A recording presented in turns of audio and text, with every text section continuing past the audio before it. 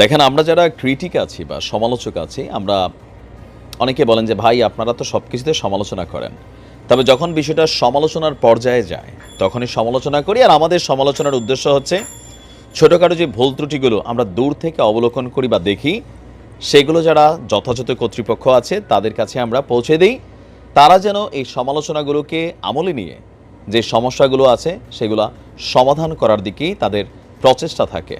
কারণ এই মুহূর্তে বাংলাদেশ স্বাধীন, আমাদের বাক স্বাধীনতা সম্পূর্ণ আমাদেরকে দেওয়া হয়েছে।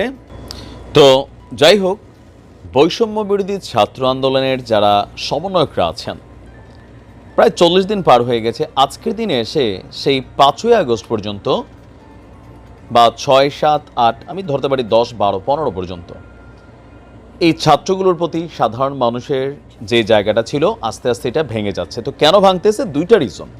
প্রথম রিজনটা হচ্ছে বৈষম্য বিরোধী ছাত্র আন্দোলনের ছাত্র আজকে যারা সমন্বয় গাছে নেতৃত্ব দিচ্ছে, তারা ভাবছে পিছনে তাকাইলে যা দেখা গেছে সব তাদেরই লোক। কিন্তু এখন বিএনপি বলছে ভাই যারা মারা গেছে এর মধ্যে প্রায় 500ই তো আমার লোক। জামাত বলতেছে এগুলো আমার লোক।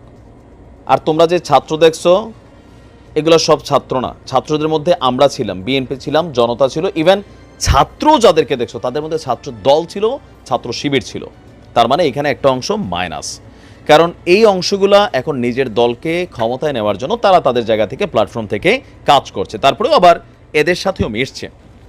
আরেকটা অংশ হচ্ছে জনতা। জনতা তাদের পেছন থেকে আস্তে আস্তে সরে যাচ্ছে। এটার কারণ হচ্ছে গেল কয়েকদিন যাবৎ বাংলাদেশে বৈষম্য বিরোধী ছাত্র আন্দোলনের যেই সভাগুলা করা হচ্ছে সেখানে হাতাহাতি হচ্ছে, মারামারি হচ্ছে, আবার নানান ধরনের ঘটনা ঘটছে। একজনের বিরুদ্ধে আরেকজন বক্তব্য দেওয়া শুরু করছে। এগুলাতে মানুষের মধ্যে আস্তে আস্তে সমন্বয়ক শব্দটার নেগেটিভ ইফেক্ট তৈরি হয়েছে। তো ক্ষমতার চেয়ারে যতদিন থাকবে এগুলো হবেই, এই জিনিসটা ডক্টর ইউনূস সাহেব তিনি কিন্তু বোঝেন। যার কারণে গেল কয়েকদিন আগে জাতির উদ্দেশ্যে দেওয়া ভাষণের সময় বৈষম্য বিরোধী আন্দোলনের যে সকল ছাত্রছাত্রীরা রাজপথে অবস্থান করছে তাদের উদ্দেশ্যে তিনি বলছিলেন, তোমরা যথেষ্ট করছো, যা যা করছো ফাইন, তোমরা মাসে একটা চিঠি দিবা, আমাদের টিমের মধ্যে তোমাদের লুকও আছে, আমাদের কাছে তোমাদের বার্তাগুলো পৌঁছাবা। আমরা এবার যারা মুরব্বীরা আছি আমরা কাজ করা শুরু করছি, আমরা আমাদের কাজ করতে তো তোমরা পড়ালেখার টেবিলে ফিরে যাও, স্কুল কলেজে ফিরে যাও। একই বক্তব্য সার্জিসও দিয়েছেন তার নেতাকর্মীদের বা তার অনুসারীদের যারা ছিলেন, যে তোমরা স্কুলে ফিরে যাও। কিন্তু ছাত্রছাত্রীরা আসলে এখন কি ভাবছে আমরা দেখছি, কয়েকটা জায়গায় স্কুল কলেজ খুলছে। আপনি ধরেন ঢাকা কলেজ, আইডিয়াল কলেজ, এক কলেজের সাইনবোর্ড ভাইঙা তুইলা পিঁপড়ার দলের মতন আরেক কলেজ নিয়ে যাচ্ছে। আবার আরেক গ্রুপে পিটাচ্ছে কোন মেডিকেল কলেজের মধ্যে দেখলাম 30 জনের উপর আহত। আবার বৈষম্য বিরোধী ছাত্র আন্দোলন নিজেরাই কে আসল কে নকল এগুলো নিয়ে বিভিন্ন জায়গায় দ্বন্দ্ব সংঘর্ষে লিপ্ত হচ্ছে। তার মানে একটা স্থিতিশীল পরিবেশ এই মুহূর্তে শিক্ষাঙ্গনগুলোতে নেই। আবার অনেক জায়গায় ভিসি পরিবর্তন করা হয়েছে, নতুন ভিসি আনা হয়েছে, সেখানেও পড়ালেখার পরিবেশ নাই, তাকে পদত্যাগ করতে হবে। আবার প্রধান শিক্ষকদের বহিষ্কার করে দেওয়া হয়েছে, আবার অনেক শিক্ষক স্কুলেই যাচ্ছে না। তো এই যদি হয় অবস্থা, শিক্ষা জাতির মেরুদণ্ড, আমাদের এই মেধাবী ছাত্ররা আপাতত সেইটা অনেকটা দূরে সরে এসেছে। এইচএসসি পাস করা পোলাপাইনগুলা অটোপাসে যেটা আসছে, এরা এখনো বোঝে নাই যে এই অটোপাসের রেজাল্টটার স্বাদ যারা দেশের বাহিরে পড়াশোনা করতে যাবে তাদের লাইফ শেষ হয়ে গেছে। এটা আমরা যারা স্টুডেন্ট ভিসাতে, আমি স্টুডেন্ট ভিসাতে সাউথ কোরিয়াতে আসছি, সো আমরা জানি এটা কতটা ইম্পর্টেন্ট ছিল, বাট এটা নষ্ট করছে। এখন আস্তে আস্তে পরীক্ষাগুলো একটার পর একটা সামনে আসবে, তো সেখান থেকে আইসা তো এই পড়াশোনা করতে হবে। তো এই টিম আবার দাবি করবে আমরা পরীক্ষা মানি না, তো অটোপাসই চাচ্ছ মেধাবাদ দেয়া। ছাত্ররা আজকে যে কথা বলছে যে রাষ্ট্র সংস্কারের রূপরেখা এবং আমাদের ভাবনা, এই একটা মতবিনিময় সভা ছিল, সেখানে তারা বলছে দেশ সংস্কারের পর আমরা পুনরায় পড়ার টেবিলে ফিরে যাব। But why? তোমাদের একটা টিম উপদেষ্টা সরকারের সাথে চলে গেছে, তোমাদের আরেকটা টিম মাঠে আছে, জাতীয় নাগরিক কমিটি গঠন করা হয়েছে। তোমরা সবাই যদি রাজপথে থাকো তো রাষ্ট্র কাজ করবে কোথায়?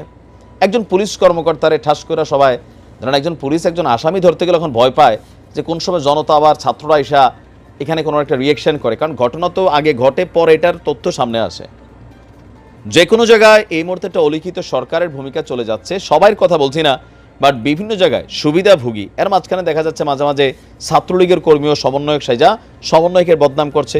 এখন এই বদনামের সুযোগটা পাচ্ছে কেন? মাঠে আছে বিধায়।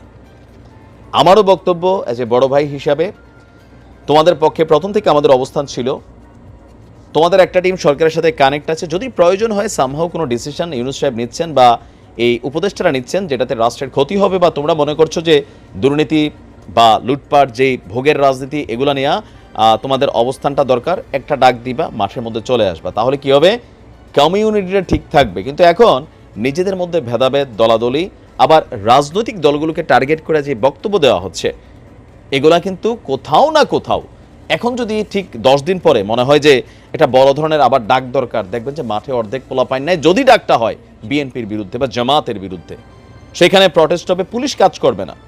এখন যদি কোথাও মানে বিএনপি আর বৈষম্য বিরোধী লাগে, সেখানে পুলিশ নিউট্রাল হইয়া চুপচাপ বসে থাকবে। কারণ কি, ব্যাটার তো দরকার নাই।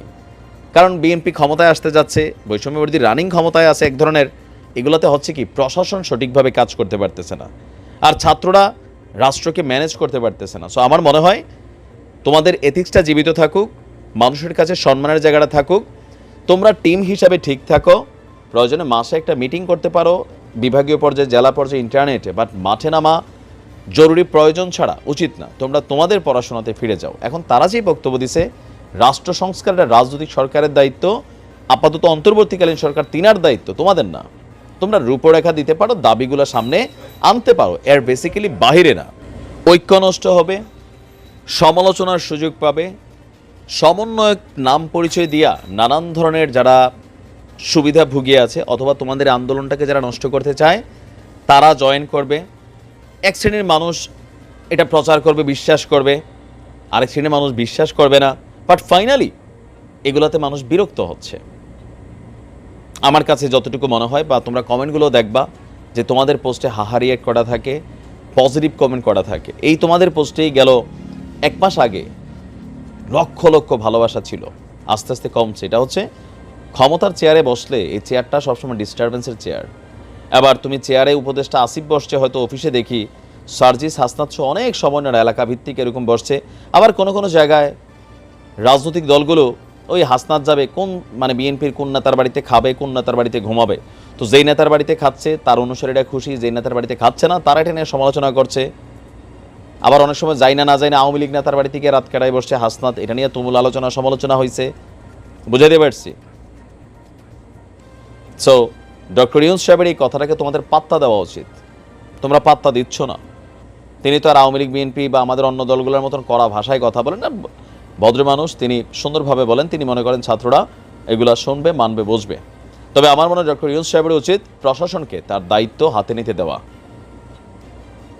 কারণ ছাত্র বয়সটাতে যদি এতটা দায়িত্বশীল ছাত্ররা হয়ে যেত, তাহলে তো আর শিক্ষকের কাজ লাগতো না। আজকে শিক্ষকরাও লাঞ্ছিত হচ্ছে অনেক জায়গায়, কিছু দোষে, কিছু নির্দোষে। ভালো থাকুন, আসসালামু আলাইকুম।